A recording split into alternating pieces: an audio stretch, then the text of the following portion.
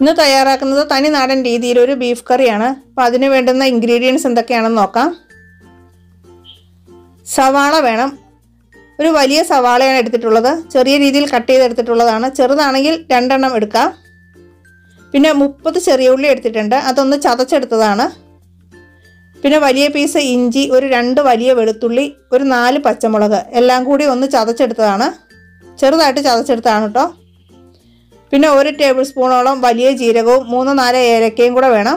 അതൊന്ന് ഫ്രൈ ചെയ്ത് പൊടിച്ചെടുക്കണം. പിന്നെ മസാലപ്പൊടിയായിട്ട് മുളക് പൊടി 2 ടേബിൾ സ്പൂൺ മുളക് പൊടിയും 3 ടേബിൾ സ്പൂൺ കാശ്മീരി മുളക് പൊടിയും 1.5 ടേബിൾ സ്പൂൺ മല്ലിപ്പൊടിയും എടുത്തിട്ടുണ്ട്. മഞ്ഞൾപ്പൊടി 1.5 teaspoon, meat masala 2 tablespoon. പിന്നെ 1.5 കിലോ ബീഫ് എടുത്തിട്ടുണ്ട്. നല്ലപോലെ കഴുകി വൃത്തിയാക്കി എടുത്തിട്ടുള്ള ബീഫാണ്. നെയ്യോട് കൂടിയ ബീഫാണ്. ഈ ബീഫ് കറിക്ക് നെയ്യോട് കൂടിയ ബീഫ് ആകുമ്പോൾ നല്ലൊരു ടേസ്റ്റാണ് കേട്ടോ. പിന്നെ വേണ്ടത് വെളിച്ചെണ്ണയാണ്. ഒരു 2 ടേബിൾ സ്പൂണോളം വെളിച്ചെണ്ണ വേണം. അപ്പോൾ നമുക്ക് കറി തയ്യാറാക്കേണ്ട എങ്ങനെയെന്ന് നോക്കാം. അതിനായിട്ട് ഞാൻ ഒരു ഉരുളി ചൂടാക്കാൻ വെച്ചിട്ടുണ്ട്. പ്രഷർ കുക്കറിലൊന്നും അല്ല ഈ കറി നമ്മൾ തയ്യാറാക്കുന്നത്. ഉരുളിയിൽ ചെറിയ തീയിൽ കിടന്ന് വേകുമ്പോൾ നല്ലൊരു ടേസ്റ്റാണ് കേട്ടോ ബീഫിന്. ഒരു 2 ടേബിൾ സ്പൂൺ വെളിച്ചെണ്ണ ഒഴിച്ചു കൊടുത്തു. അപ്പോൾ ഈ വെളിച്ചെണ്ണ ഒന്ന് നല്ലപോലെ ചൂടാവണം. ഈ സമയത്ത് ഇതിലേക്ക് 1 ടീസ്പൂണോളം ഉലുവ ചേർത്ത് കൊടുക്കാം. ഈ ബീഫ് കറിയിൽ കടുകിൻ്റെ ആവശ്യമൊന്നുമില്ല, ഉലുവ മാത്രം മതി. അപ്പോൾ ഉലുവ ഒന്ന് പൊട്ടി വരുന്ന സമയത്ത് ഇതിലേക്ക് അരിഞ്ഞു വെച്ചിട്ടുള്ള സവാളയും അതുപോലെ ചെറിയ ഉള്ളിയും പിന്നെ ഇത്തിരി കറിവേപ്പിലയും കൂടെ ചേർത്ത് കൊടുക്കാം. ചെറിയ ഉള്ളി ആണെങ്കിലും ഒരുപാട് അങ്ങോട്ട് ചതഞ്ഞ് പോകരുത്, ചെറുതായിട്ടൊന്ന് പൊട്ടി കിട്ടിയാൽ മതി. അമ്മിയിൽ വെച്ചോ അല്ലെങ്കിൽ ഇടിക്കുന്ന കല്ലിൽ വെച്ചിട്ടൊക്കെ ആണെങ്കിലും ചെറുതായിട്ടൊന്ന് ചതച്ചെടുത്താൽ മതി. പിന്നെ കുറച്ച് കറിവേപ്പിലയും കൂടെ ചേർത്ത് കൊടുത്തിട്ട് നല്ല പോലെ ഒന്ന് വഴറ്റിയെടുക്കണം. ചെറിയ ഉള്ളിയും സവാളയും നല്ല ഗോൾഡൻ കളർ ആവുന്നത് വരെ ഒന്ന് മൊരിയിച്ചെടുക്കണം. ചെറിയ തീയിൽ മൂപ്പിച്ചെടുത്താൽ മതി കേട്ടോ. ഇനി ഇതിലേക്ക് പെട്ടെന്നൊന്നായി കിട്ടാനായിട്ട് ഇത്തിരി ഉപ്പ് കൂടെ ഒന്ന് ചേർത്ത് കൊടുക്കാം. ഉപ്പ് ചേർത്ത് കൊടുക്കുമ്പോൾ സവാളയൊക്കെ പെട്ടെന്ന് അങ്ങോട്ട് സോഫ്റ്റായി കിട്ടും. അപ്പോൾ ഈ സമയത്ത് നമുക്ക് ഇതിലേക്ക് ജീരകവും ഏലക്കയൊക്കെ ഒന്ന് വറുത്തെടുക്കാം. അതുപോലെ മസാലപ്പൊടികളും കൂടെ ഒന്ന് നമുക്ക് വറുത്തെടുക്കാം. അപ്പോൾ അതിനായിട്ട് ഒരു 1.5 ടേബിൾ സ്പൂണോളം ജീരകവും അതുപോലെ ഒരു 3-4 ഏലക്കയും കൂടി ഇട്ടിട്ടുണ്ട്. അപ്പോൾ അതൊന്ന് ഫ്രൈ ആയി വരുന്ന സമയത്ത് നമുക്ക് ഗ്യാസിൽ നിന്ന് മാറ്റാം. ഒരുപാട് അങ്ങോട്ട് മൂത്ത് കരിഞ്ഞു പോകുകയൊന്നും ചെയ്യരുത്. ചെറുതായിട്ടൊന്ന് ജീരകമൊക്കെ ഒന്ന് പൊട്ടി വരുന്ന ആ ഒരു പരുവത്തിൽ മാറ്റിയാൽ മതി. ഈ ഒരു പരുവത്തിൽ ഇത് നമുക്ക് തണുക്കാനായിട്ട് മാറ്റി വയ്ക്കാം. പിന്നെ മസാലപ്പൊടികളെല്ലാം കൂടെ ഒന്ന് ചൂടാക്കിയെടുക്കാം. കറി തയ്യാറാക്കുന്ന സമയത്ത് നമ്മൾ എണ്ണയിലിട്ട് മൂപ്പിക്കുന്നതിനേക്കാളൊക്കെ പെട്ടെന്ന് തന്നെ നമുക്കിത് മൂത്ത് കിട്ടും. അതുപോലെ 1 ടീസ്പൂൺ കുരുമുളക് പൊടിയും കൂടെ ഇതിലേക്ക് ചേർത്ത് കൊടുക്കുന്നുണ്ട്.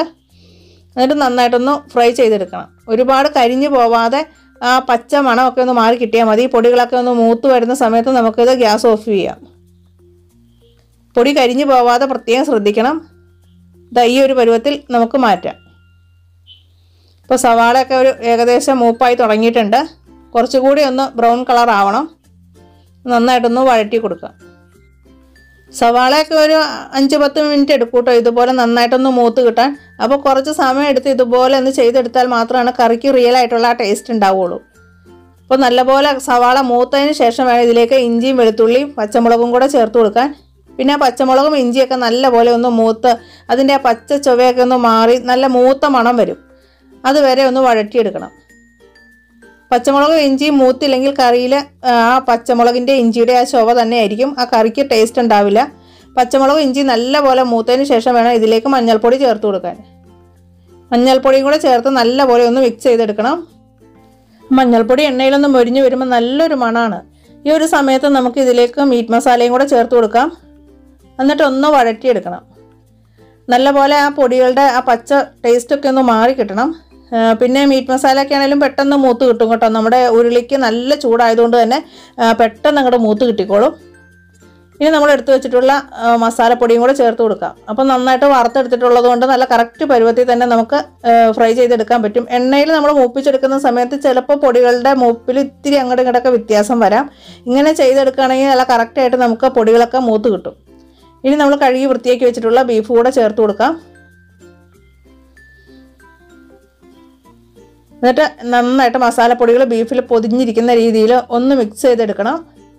അപ്പോൾ എല്ലാ ഭാഗത്തും മസാലപ്പൊടി എത്തുന്ന രീതിയിൽ നല്ല പോലെ ഒന്ന് മിക്സ് ചെയ്തെടുക്കാം. ബീഫ് നല്ലപോലെ ഒന്ന് മിക്സ് ചെയ്തെടുക്കണം. പിന്നെ പ്രഷർ കുക്കറിലൊക്കെ വേവിക്കുന്നതിനേക്കാളൊക്കെ ടേസ്റ്റാണ് കേട്ടോ ഇതുപോലെ ഉരുളിയിലോ അല്ലെങ്കിൽ കലത്തിലൊക്കെ വേവിച്ചെടുക്കുന്നതിന്. ചെറിയ തീയിൽ കിടന്ന് വെന്ത് വരുന്ന ബീഫിന് ഒരു പ്രത്യേക ടേസ്റ്റാണ്. ഇനി ഒന്ന് അടച്ചു വെക്കാം. ഒരു 5 മിനിറ്റ് ഒന്ന് അടച്ചു വെച്ചതിന് ശേഷം നമുക്ക് ഒന്നുകൂടി ഒന്ന് മിക്സ് ചെയ്തെടുക്കാം. ഇപ്പം 5 മിനിറ്റ് കഴിഞ്ഞിട്ടുണ്ട്. ഇനി ഇതിലേക്ക് ആവശ്യത്തിനുള്ള ഉപ്പ് ചേർത്ത് കൊടുക്കാം. നമ്മൾ ഉപ്പ് ചേർത്തിട്ടുണ്ടായിരുന്നില്ല. സവാള വഴറ്റിയ സമയത്ത് ഒരു അല്പം മാത്രം ചേർത്തിട്ടുണ്ടായിരുന്നുള്ളൂ. പിന്നെ ബീഫിലേക്ക് ആവശ്യത്തിനുള്ള ഉപ്പ് ഈ സമയത്ത് നമുക്ക് ചേർത്ത് കൊടുക്കാം. ഇപ്പോൾ ചെറുതായിട്ട് ബീഫിൽ നിന്ന് തന്നെ വെള്ളം വരുന്നുണ്ട്. എന്നാലും നമുക്ക് ഗ്രേവി ആവശ്യമുള്ളതുകൊണ്ട് ഇതിലേക്ക് കുറച്ചുകൂടി വെള്ളം ചേർത്ത് കൊടുക്കണം. അത് തിളപ്പിച്ച വെള്ളമാണ് കേട്ടോ ചേർത്ത് കൊടുക്കുന്നത്, പച്ചവെള്ളമല്ല. തിളപ്പിച്ച വെള്ളം ചേർത്ത് കൊടുക്കുക. ആവശ്യത്തിന് ബീഫ് മുങ്ങി നിൽക്കാൻ പാകത്തിനുള്ള വെള്ളം ചേർത്ത് കൊടുക്കുക. പിന്നെ ബീഫിൽ നിന്നും വെള്ളം വരും. നന്നായിട്ട് ചൂടായി കഴിയുമ്പോൾ ബീഫിൽ നിന്നും കൂടെ നന്നായിട്ട് വെള്ളം വരും. അപ്പോൾ അതനുസരിച്ച് ബീഫിൽ നിന്ന് മുങ്ങി നിൽക്കാൻ പാകത്തിനുള്ള വെള്ളം ചേർത്ത് കൊടുത്താൽ മതി.